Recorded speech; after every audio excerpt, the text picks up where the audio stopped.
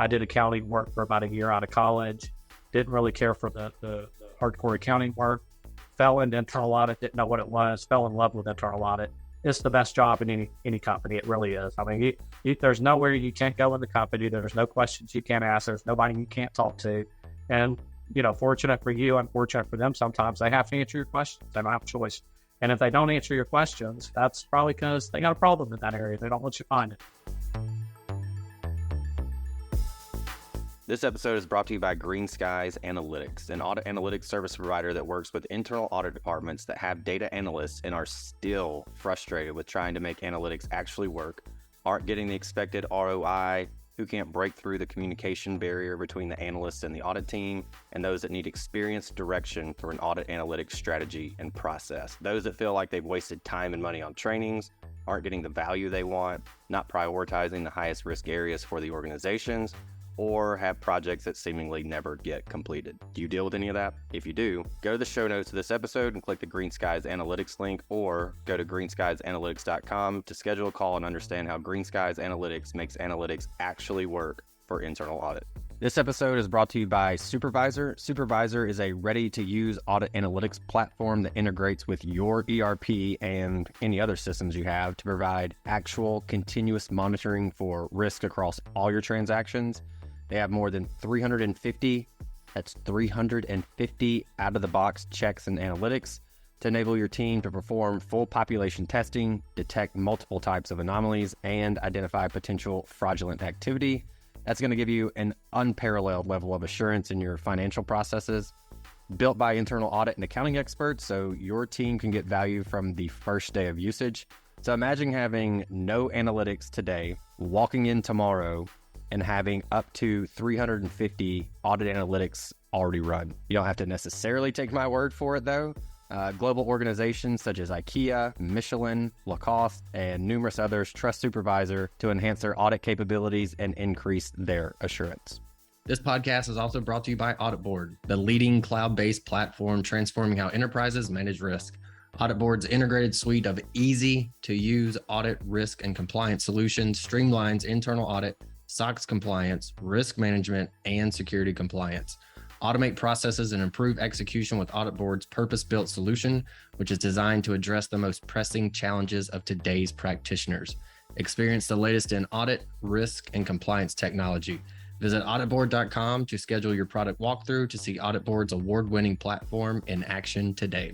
Hey everybody, before we jump into the show, I just want to let you know that the Audit Analytics and AI Conference is September 25th and 26th this year. It's all virtual, so no matter where you are in the world, you can absolutely attend. Recordings are also available, so if you are 12 hours away and don't want to be up at 3, 4, 5 in the morning, you can purchase the recordings. This is the only conference that's strictly about analytics and AI for internal audit. So you're going to get your practitioners' use cases. This thing is practitioner-led, save for one speaker that we had this year, but everyone else is in your peer group, ranging from the largest internal audit data analytics teams in the world down to the individual contributor who spends, hey, I got 50% of my time I can dedicate towards analytics. Each speaker mission is to show you how to actually do what they are talking about. So thought leadership is great, and there will certainly be some of that, but for the most part, that's great. We love the thought leadership. Show us how to actually do it. We are currently at 19 speakers and counting, so we're going to add a few more, and you can get up to 19 CPEs if you attend. Check out the link in the show notes, or you can search for Google theauditanalyticsconference.com, and you can register there. Hello, everybody. Welcome to another episode of the Audit Podcast. I'm your host, Trent Russell, and today on the show, we have Derry Herring. He's the Chief Audit Officer at Protective Life. I've gotten to know Derry and his team pretty well over the years, and so I knew that they had this initiative to get the new IIA Standards in place by the end of the year, this year being 2024. One of the few folks I knew that was really taking this on. And so I said, hey, it'd be great. Tell us what you learned, basically, and share that with the audience. So that's what a large part of this centers around. How do they implement the new standards? What protocol can others follow to do the same? Derry has a fairly large, relative to internal audit, especially a fairly large team. And so, hey, if you don't have 30 people and you can't, dedicate someone to just doing this, how would you have done it if you had, say, 5 auditors, which is about the average for most internal audit departments? At least what we see most common is around that number. And then also we talk about largest lessons learned. Again, Derry, hopefully you guys made the mistakes we can learn from. And so we wanted to understand what those were. And then lastly, you probably noticed if you listen to the show routinely enough, we've been asking folks lately, hey, what's in your either ChatGPT history or your internet browsing history? And so Derry built some cornhole boards. And so he'd spent a lot of time sourcing information from YouTube and the internet, obviously, to figure out how to do that. And so I said, clearly you're proud of these. Like, we need to make sure people can get a look at these things. So we had Derry send us pictures of those cornhole boards. I think they are very, very impressive. Good use of using the internet for more than just desk scrolling for the most part. All right, everybody. With that said, here we go. All right, so let's start then. What is in either your internet browsing history or your ChatGPT history? Okay. And great question. So I actually went and looked just so I could respond appropriately. But so I broke it up. And personally, I started building cornhole boards. And so I like playing cornhole. We get together with a big group of guys, my fraternity brothers in Kappa Sigma. Every year, this was our 30th year, so I decided I'm going to surprise everybody by building my own cornhole boards. Because all the other ones I've had have torn up or rotted out in the sun. And so there's a lot of cornhole boards in my history. And building a lot of YouTube videos on cornhole boards. But my takeaways is on your base, use 2x4s, treated lumber. And then on the tops, this is the key. There's a wood out there called acacia wood. It's a hardwood out of like Brazil or China or somewhere, but I use butcher block, acacia wood, so it's inch thick. It's beautiful if you've ever seen butcher block, especially after I put my 6 coats of polyurethane on it. It took about a day to build them and probably about 3 days to put my 6 coats of polyurethane on them, but we went out and played with them last weekend, and they're awesome. So, perfect. So that's taken up a good bit. Well, I'd like to welcome everybody to the Cornhole Board podcast. Real quick for those that are confused. No, that's great. I love that. I wish I could drag my pictures out and start showing them to you. So, get them to us. We'll get them out there. We'll make sure people see it. It sounds like you put a lot of work into it. Let's show them off. Yeah, it was good. But trying on the business side, our company started using Copilot not too long ago. I've always been experimenting with ChatGPT. So when I went out and looked at that history, it was all about the new GIS standards. So our department's in a similar situation to a lot of companies. I was up in Nashville a few months, probably a month ago, with a bunch of chief audit executives and their professional practices people in the insurance business. So there's like 30, 35 CAEs there. And the new standards come up, and there was 5 or 6 of them that this is their 5th year. So this is the year that the standards are rolling out in January, but they're up for their EQA this year. How are they going to handle it? And so I don't know if I'm a glutton for punishment, but I was the only one that said, we've already done our own gap analysis, so we're planning on having the EQA kick off around November, December of this year. So we've been working hard to fill our gaps and get everything prepared. So when you look at internet history, it's questions, and especially Copilot, is questions like, how do you comply with the new GIS standards? And then, how do you build a internal audit charter that has a mandate? What's the difference in a mandate and a charter? And so there's all kinds of information and questions around that stuff. So perfect, because that's what we wanted to talk about. So knowing that you were on this journey well ahead of most folks, I went, all right, there's a lot of people that are going to have questions around this, how to do it, what's the best way to do it. We only have X amount of auditors. Your team is relatively large compared to the average internal audit department.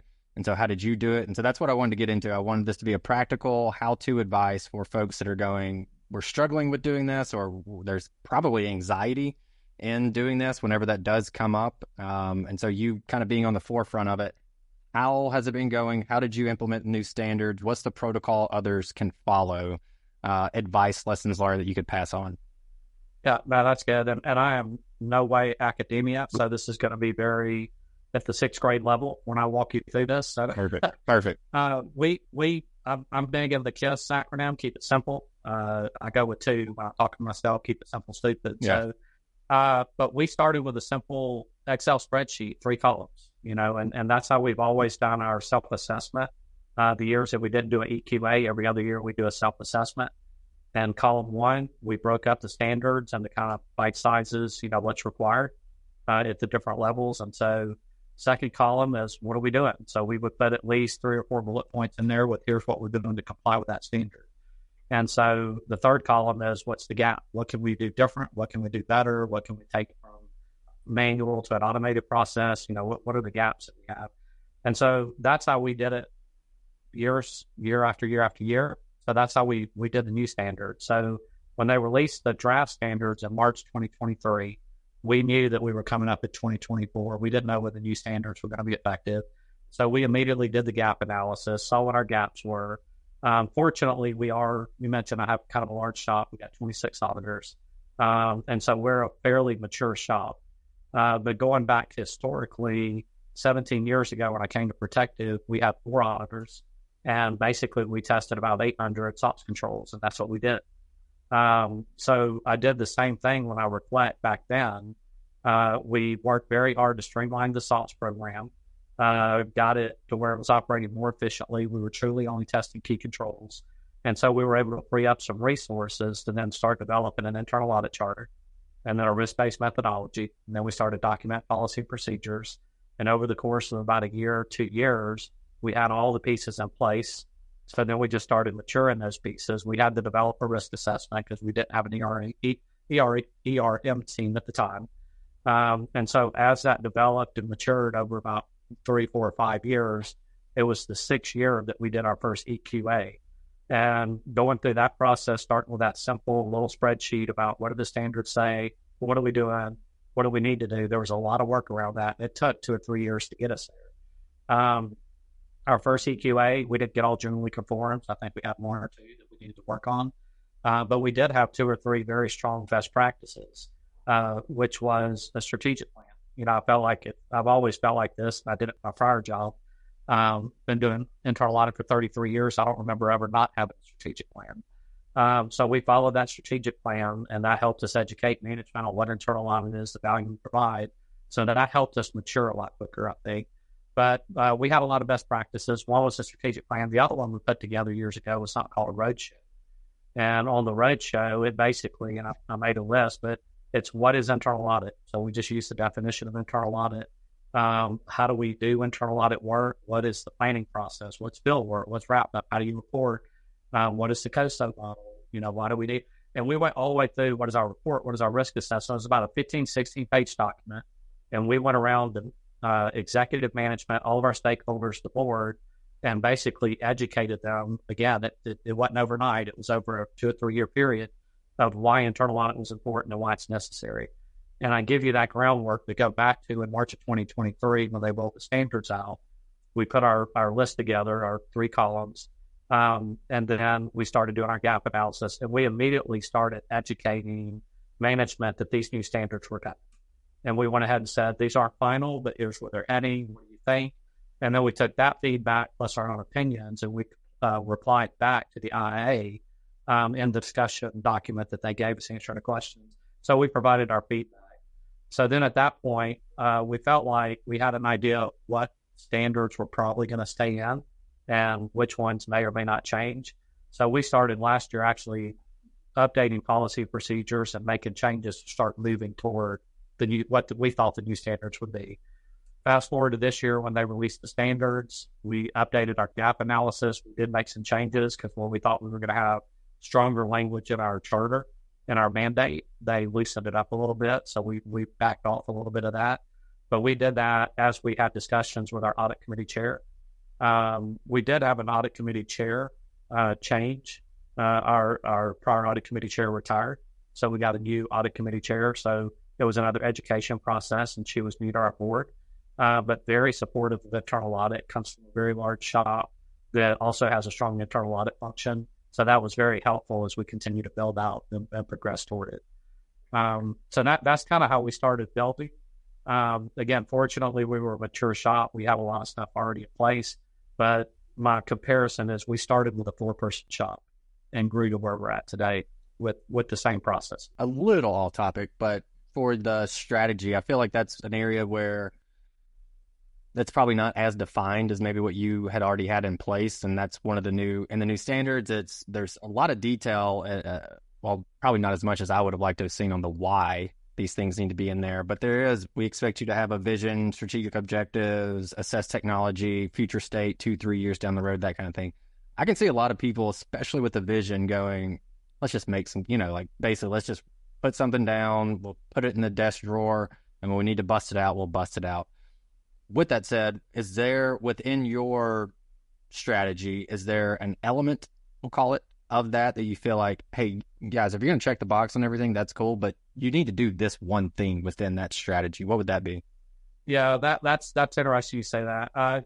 In my corner right here, I can go grab it, hold it up for you if you want. I have 3 boards as our vision, our focus, and our mission. Mm-hmm. And so we hang those in our internal audit conference room up here. They stay there full time. They're in my office right now because these are the ones from about 5 years ago. We have 3 new ones up there because every 3 years we update the vision. Nice. And so as we're moving into it, we're finishing our 3-year strategic plan we have.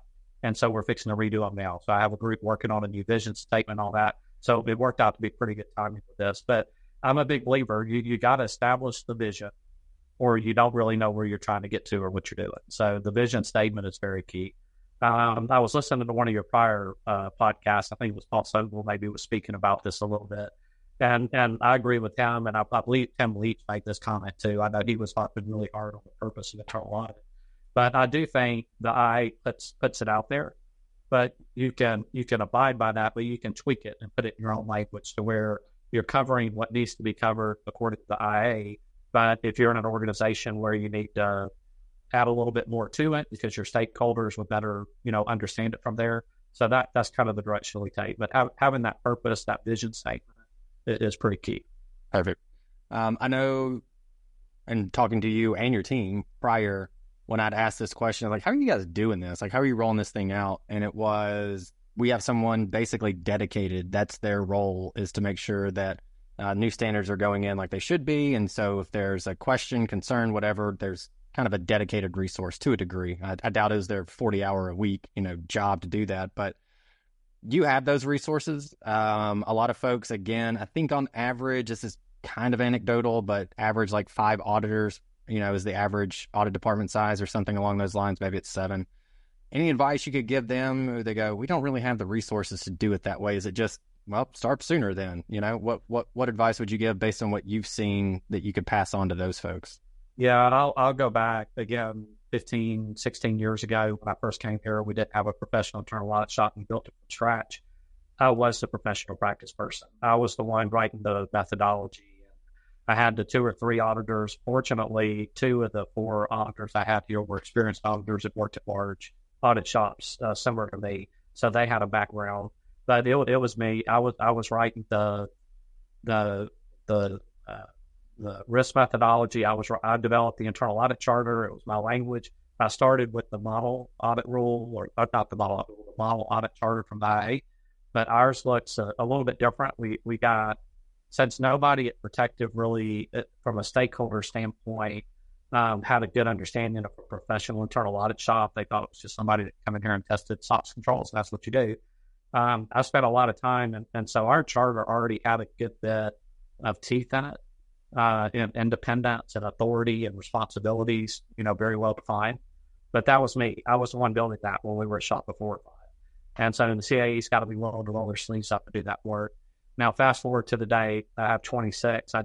We just this year with the new standards dedicated one person to professional practices, but they also do our mentoring program, some of our training programs. So they do some other stuff. But right now, for the next 3 to 5 months, they're pretty much dedicated to getting us in compliance and clearing up these gaps. Any lessons learned, major lessons learned that you could pass on to the listeners from doing this a couple of times now? The main thing is don't overcomplicate it. I've attended a lot of these sessions from the IIA leaders at the IIA, put them on for CAEs. I'm part of the audit executive. roundtable or council. So there's, I don't know, 1,000 CAEs on this call, that people from the IIA that help write the standards and push them out there, were answering questions. And maybe I oversimplify things, but it just seemed like everybody was just digging into this detailed wording and beating it up and stuff. And, the IA has a very hard task behind them. Mm-hmm. And so I think if you keep it simple, you understand you're trying to promote internal audit, you're trying to show that you're adding value. You're given this list of standards that if you follow them, however closely you follow them, you're going to have a very valuable internal audit function. Then is the CAE professional executive enough to go in to have these conversations with the board of directors and the CEO, with the CFO, and relay that value to them so that they get it. But you keep it simple. You start with this 3-4 column spreadsheet, and I'll add one column to the spreadsheet. So if you're a small shop, your first column is going to be what's the detailed standard, break it up. The second one is what is you doing. The third one may be what do I have to do so that I can defend that I'm complying with this portion of the standards. And then the fourth column could be what would I like to be doing. And I do remember having something like that going back 15 years ago. And I would share all 4 columns with my audit committee chair and my CEO and CFO, because they're like, well, why aren't you doing this more aspirational stuff? And I'm like, well, because I got 5 auditors and we got this many controls and we're trying to do this risk assessment and all that. And they're like, well, maybe we need to invest in it a little bit. And so providing that level of information and helping them, you're not giving up independence. You're just showing them what you're trying to accomplish, and you need their administrative help from a resource standpoint to achieve that. And when they see that value in that, Protective has grown over the 17 years, but we've grown very much in line with it. But that's how we've gone from 4 or 5 up to 26 today. Okay. I know you attended a lot of the knowledge sharing around the standards and who's doing what, how can we do it, what does this mean, et cetera. As you went through it, are there still questions that you have? Like, I still didn't quite understand this, or I was a little confused about this, where others might be in a similar position when they get to that point and they can go, well, Derry figured it out. Let's just go do what he did. I don't know that I have any silver bullets. Maybe I may defer from answering the question directly, but and I don't mean this to be a pitch for the IIA. One thing I wish the IIA did, and I think they do a lot of it, I just don't know why they're not more successful at it, is when you compare the external audit industry with the internal audit industry, external auditors have, government regulators out there. They got the SEC, the PCAOB, they got the New York Stock Exchange, they got the FDIC. All these people are putting standards in place that the external auditors have to follow.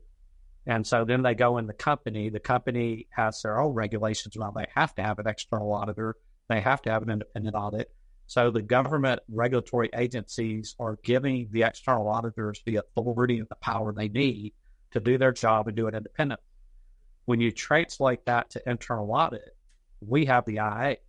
There's some regulation out there, SEC, PCAOB, depending on what size you are, New York Stock Exchange, depending on what size you are, they'll say you have to have an internal audit, but they don't tell you how that internal audit has to function. They don't tell you how they have to do internal audit work. And so that's where the IA comes in. So the IA is trying to develop a set of standards and framework that no company has to comply with. But so it's a sales mode. The regulators are like, we wrote it, we got it approved, you got to do it. The IA is like, we wrote it, we documented it. Now we're going to try to help you sell this to the investment community or to the industry, that the respective industry you're in. But the CAEs have to play a big role in that. And again, delivering and selling that to their CEOs or CFOs and audit chairs. So the IA has a very hard job here. And kind of the takeaway from there is that's the way I think. In this CAE executive session I went to with all these other CAEs, and some of them have the same level of experience and actually more than I do. There were some 40 years. We have a fundamental difference on kind of how to achieve that, because I brought up, I wonder why regulators don't take more of a stronger stance. If they're going to say you have to have an internal audit function, then put some parameters around what that internal audit function has to do. And I had 2 or 3 people push back to say, oh, we don't need any more regulation. We can do this on our own. But then those are some of the same ones that will turn around and beat up on the IA for not doing a better job. So But the IIA's in a tough spot. I think they do a good job being a nonprofit organization and trying to achieve what they have to have. But I think the people on the front line, like me, you, other CAEs, Fritz Chambers, also Tim Leach, all these other people, I think we're the ones that's carrying the weight that needs to take that run. All right. I know most of this was around the standards and how you were able to do that, but I'm interested in something you said earlier. I think it would be to a lot of CAEs benefits to get your understanding or get your perspective and your guidance even on this. But you are a 4-person internal audit department, and now you're 26, right? If I have that right. That's a lot of growth right there. A lot of people struggle to get those resources that they need. Any advice you could pass along to those CAEs? Yeah, I think most audit shops out there, pretty standard, have an audit universe. We have an audit universe of about 130, 135 auditable units. In addition to that, we do the SOX testing for the company as well. So there's a few hundred controls there we test. And we do time accounting in our department, so we track hours. We do it at a very high level. We don't necessarily hold people and put it in their quarterly reviews and stuff like that. But the main reason for tracking that timing is to know how long it takes us to do these audits. On these 130, 135 auditable units, we risk rate those audits. And so we know what 1/3 is the highest risk, what's a medium risk, what's low risk. On the high risk audits, our policy and procedure state, and we try to get in there at least every 2 to 3 years. That have to be a full scope audit, but we at least do some level of work, but we do try to do mostly full scope audits. The medium risk, we're somewhere between 3 to 5 years. And then on our low risk, we're around 5 to 7 years. And so as we're doing that audit work, we're also getting pulled into due diligence work because protected was 25 billion. Now we're 130 to 140 billion. And so we do have just some growth through the company's gotten bigger. We own more companies, so we need people there. But the tougher conversations come when I sit down with our audit committee chair or our CFO or our CEO, and I explained to them that we're getting out of compliance with our standards, and here's some high-level risk audits that we haven't been in 4 years. Here's some medium risks that we have been in 6 years. And the question comes up, well, why haven't you been in there? And the answer is, I don't have the resources because we're doing due diligence work or we get a lot of management requests. If you have a good, strong, experienced internal audit team, different areas in management are going to reach out to you to come in and help them implement new systems, build out new processes, make things automated versus manual. So we get pulled there a lot. And so it's really just a question back to them. I feel like I'm facilitating the standards that we have in place. We all agree those are good standards. Where do they want me to spend my time? And if they want me to spend my time on due diligence work and management requests and other due diligence, other areas, then we're not going to be able to stay in compliance with our standards. Well, they don't want that either. They want to make sure that we're getting good risk coverage because it's risk-based audit work. So we're identifying the risky areas we need to be in. And so that's when we tend to start having those conversations. Well, what level staff do you need? How many more do you need? And we track it every year. We have that information ready to go for discussion anytime it comes up. But typically it's about a 2 to 3 year cycle that as Protective's grown, we realize, hey, we're not fulfilling our standards. So we're going to have to, or our policies. So we're going to have that conversation. And we've been fortunate that, all of our CEO, CFO, audit committee have always been very supportive. And a lot of that has to do with, and here's your key point. If you have a good, strong, experienced team that you invest in that's delivering value-added work, you're probably not going to get pushback when you're asking for resources as long as you're not asking every year. Perfectly logical. Yep. Love that answer. Probably write a book on that. That was good. All right. With that said, what do you want to leave the audience with? We've hit on how to grow a department, which was a little bit, I think, unexpected, as well as the standards itself. But is there anything else that you want to, again, leave the audience with? Yeah, maybe just a couple of things. Yeah, what we talked about today, support the IA. If you disagree with what the IA is doing, the direction they are, I've never been to any kind of IA meeting where they don't ask, come be a part of it, come volunteer, come join a committee. There's always a need there. I'm dealing with quite a few people there. They're extremely smart people. They've been in internal audit a lot. So, roll your sleeves up and get involved. And then lastly, I've been doing internal audit work for 34 years. I did accounting work for about a year out of college. Didn't really care for the hardcore accounting work. Fell into internal audit, didn't know what it was, fell in love with internal audit. It's the best job in any company. It really is. I mean, There's nowhere you can't go in the company. There's no questions you can't ask. There's nobody you can't talk to. And, fortunate for you, unfortunate for them, sometimes they have to answer your questions. They don't have a choice. And if they don't answer your questions, that's probably because they got a problem in that area. They don't want you to find it. So, but internal audit, to me, fell in love with it. It's the best job in any large company. It's fantastic. So. Hey everyone, thank you very much for listening to this episode of the Audit Podcast. Whatever platform you're listening on right now, I'm sure there's a subscribe button somewhere, so please hit the subscribe button there. If you're listening through iTunes or Spotify, feel free to go give us that 5-star rating. It only took me about 16 seconds to give myself a 5-star review, and it really helps to get future guests to come on the show, so we'd really appreciate that. Lastly, be sure to check out the show notes and follow us on all our social media channels on Instagram, on LinkedIn, and on TikTok. Also, if interested, please sign up for our weekly newsletter from the Audit Podcast. Thank you all. Have a great one.